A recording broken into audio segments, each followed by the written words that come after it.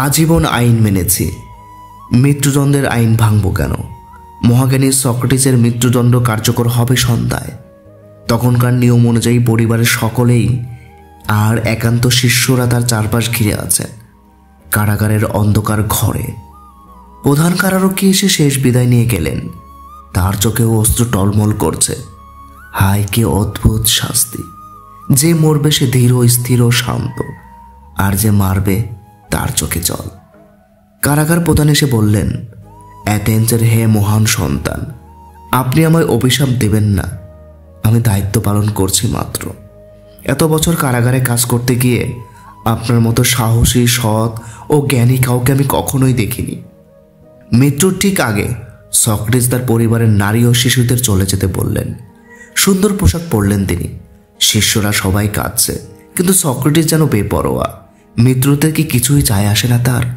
মৃত্যুদণ্ডটা চাইলেই তিনি এড়িয়ে যেতে পারতেন। তার বিরুদ্ধে অভিযোগ ছিল দেবতাদের প্রতি ভিন্ন মত প্রকাশ, রাষ্ট্রবিরোধী ষড়যন্ত্র ও তরুণদের বিপদগামী হতে উৎসাহ প্রদান। নিয়ম অনুযায়ী খোলা মাঠে তার বিচার বসেছিল। বিচারক ছিলেন তৎকালীন সমাজের 500 জন জ্ঞানী মানুষ। এদের মধ্যে অনেকেই ছিলেন গ্রিসের রাজার একান্ত অনুগত। সক্রেটিসের মেধা ও বিশেষত্ব তরুণদের কাছে তার জনপ্রিয়তায় জ্বলন ছিল তাদের। সক্রেটিসকে খতম করার এমন সুযোগ তারা ছাড়বে কেন? তবু হয়তো প্রাণে বেঁচে যেতেন সক্রেটিস, কিন্তু কাঠগড়ায় দাঁড়িয়েও বিচারকদের নিয়ে উপহাস করতে ভোলেন না। ফলাফল হেমলক লতার বিষপানে মৃত্যু। সক্রেটিস নিজেই তার আত্মপক্ষ সমর্থন করেছিলেন। কঠোর যুক্তি দিয়ে বিচারকদের পুষ্টপানে জর্জরিত করেছিলেন। বিচারকেরা তার একটি প্রশ্নেরও সঠিক কোনো উত্তর দিতে পারেনি। মৃত্যুর আগে 1 মাস কারাগারে বন্দী ছিলেন তিনি। নিয়ম ছিল এমন। এই 1 মাসে কারারক্ষীরাও তার জ্ঞানে মুগ্ধ হয়ে গেল। তারা তাকে পালিয়ে যেতে সাহায্য করতে চাইল। সক্রেটিস বিনয়ের সাথে না করে দিলেন। বললেন, আজ পালিয়ে গেলে ইতিহাস আমায় কাপুরুষ ভাববে। তিনি মনে করতেন বীরের মতো মৃত্যু অপমানের জীবনের চাইতেও শ্রেষ্ঠ বলে। ওই দিন সন্ধ্যায় প্রধান কারারক্ষী চলে যাওয়ার পরে জল্লাদ এলো পেয়ালা হাতে। পেয়ালা ভর্তি হেমলকের বিষ। সক্রেটিস জল্লাদকে বললেন, কি করতে হবে আমায় বলে দাও। জল্লাদ বলল, পেয়ালার পুরোটা বিষ পান করতে হবে, 1 ফোঁটাও নষ্ট করা যাবে না। সক্রেটিস বললেন, তবে তাই হোক।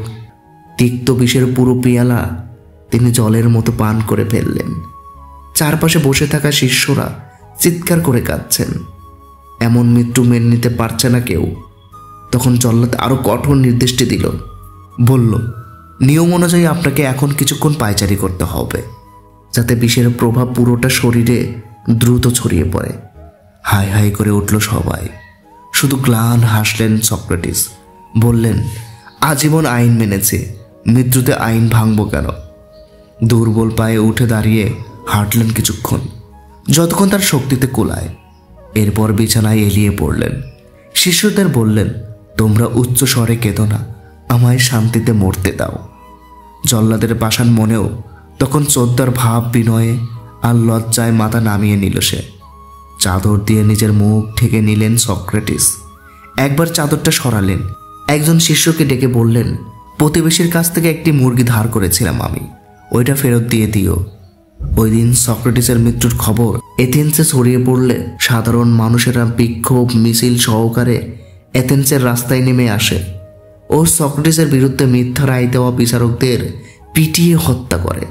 কিছু বিচারক ও জল্লাদ অনুশোচনায় আত্মহত্যা করেছিল। এই ছিল তার শেষ কথা। খানিক পরেই অনিশ্চিত যাত্রায় চলে গেলেন মহাজ্ঞানী সক্রেটিস। তার শিশুদের মাঝে সেরা ছিল প্লেটো। প্রায় 2500 বছর আগের এই ঘটনাগুলো প্লেটো তার রচিত বিখ্যাত রিপাবলিক গ্রন্থে লিখে গুরুকে অমর করে গেছেন। প্লেটোর শিষ্য ছিলেন মহাজ্ঞানী অ্যারিস্টটল। তার রচিত বিখ্যাত গ্রন্থ দ্য পলিটিক্স। অ্যারিস্টটল ছিলেন সর্বকালের জ্ঞানী মানুষদের সামনের সারির একজন। আর মহাবীর আলেকজান্ডার দ্য গ্রেটের নাম আমরা সবাই জানি। এই বিশ্বজয়ী আলেকজান্ডারের শিক্ষক ছিলেন অ্যারিস্টটল। প্রহসনের বিচারে সক্রেটিসের মৃত্যু হয়েছিল ঠিকই, কিন্তু মৃত্যু তাকে মারতে পারেনি। শিষ্যদের মাঝে জ্ঞানের আলো দিয়ে বেঁচে রইবেন তিনি অনন্তকাল।